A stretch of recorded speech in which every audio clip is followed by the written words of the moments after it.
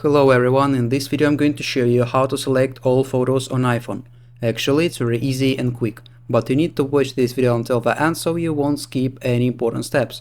So first of all, you need to open your Photos application, here it is, and then if you want to select all your photos, for example, you want to delete all of them, or you can share it to other device, all you need to do is to click on the select button at the top right corner, here it is.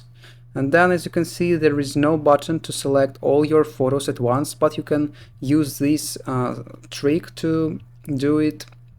So the first thing you need to do is to start to select your photos like this. You need to tap on the latest photo and then drag your finger, and then using your other finger you need to tap on the top of your screen, here it is, and then you need to select other photos like this.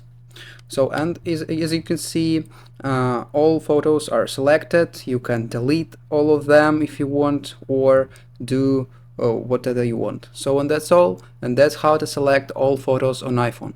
If you found this video useful, leave a like and subscribe to the channel. Thank you.